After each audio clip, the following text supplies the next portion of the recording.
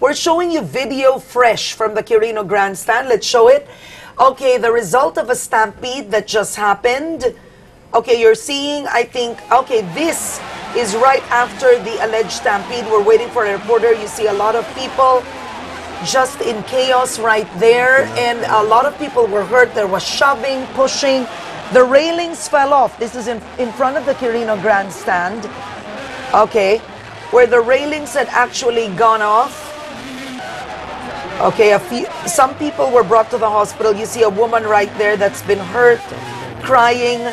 This is actually the very sad part, wherein people want to take part of the Feast of the Black Nazarene to get blessing and believing in a miracle to happen. And because of the sheer panic, the volume of people, we're talking of an estimate of 6 to 8 million devotees that are rushing, running, trying to touch the Black Nazarene, having their handkerchiefs brought out. Okay, Sol Aragones is on the line. Sol?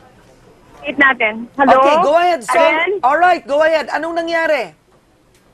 Karen, alam mo kanina mapayapa pa yung sitwasyon habang nagmimisa, pero pagkatapos nakakagulat at nakakatakot dahil parang agos na nagtakbuhan at nagsiksikan yung mga tao. Nakatayo ako ngayon, Karen, dito sa bahagi ng kanang bahagi nitong Quirino Grandstand. Nandito yung isang semi-ambulance ng FEVAG, isa itong medical volunteers group, no? So habang naggagamot sila, Karen, nung dumaan dito sa harap namin, yung Poong Nazareno at yung mga nakasamang tao doon, bigla na lamang sila tulakan at nagsiksikan sa dami ng tao. So kinailangan kong magtago dito sa loob ng isang sasakyan dahil kung hindi talagang maiipit ka. May mga nag-akyatan sa puno, may nag-akyatan sa mga sasakyan. At pagkatapos ng supilit silang pinapalayo dahil nagkakasakitan na nga. Ngayon na umabante na itong karosa ng Poong Nazareno, sumambulat naman sa atin ngayon yung mga nasugatan.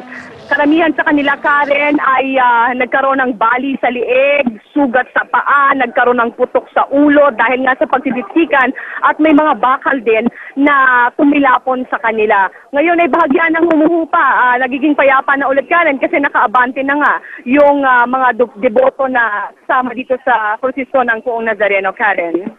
Sol, taon-taon nagaganap ang prosesyon na ito.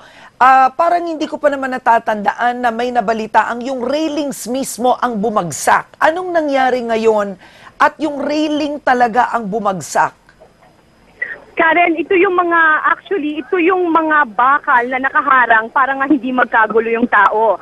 Pero sa dami ng tao, Karen, may mga galing sa karosa daw na biglang tumatalon at natatalunan yung mga tao hanggang madadali nila itong mga bakal. At ang bakal naman ay tinapon doon sa mga nasa baba. So ang nangyari, Karen, parang na-out of control talaga yung iba. Originally, Karen, ang mood kanina parang wow, at least okay, hindi masyadong nagkakagulo. Paulit-ulit ang paalaala ng pare habang nagmimisa. So nakita natin maayos. So nakakagulat nung umandar na. Eto na, nagsimula talagang hindi na napigilan ng iba na magtulakan. Kaya maraming nahilo at nasaktan. Sa pagko-cover mo, Sol, ng prosesyong ito, I know you've covered this in the last few years as well. Mas marami bang tao ngayon kesa noon? Ngayon, Karen, parang pareho lang yung dami ng tao. 3 years ago, Karen, ginawan ko ito ng documentary sa kalye. At nakita ko na, inisip ko na baka naman hindi na ngayon ganon. Kasi 2 taon na nakalipas na posibleng hindi na magkagulo kahit ang dami ng tao. Kasi matututunan tayo sa nakaraan. Pero nagulat din ako na ganon uli nangyari. Same scene, Karen. Andun ako sa scene 3 years ago kung saan nung magsisimula na magposisyon ng tao, tumilapon ako dahil nagtakbuhan, nagsiksikan yung mga tao. Same scene yung nangyaring nakita ko kanina nung nagsimula na ring umandar itong prosesyon. So syempre, Sol, wala pa tayong bilang ng mga nasaktan. Pero kamusta? I mean, sino bang nagbabantay dyan? Halimbawa may nasaktan, saan dinadala yun?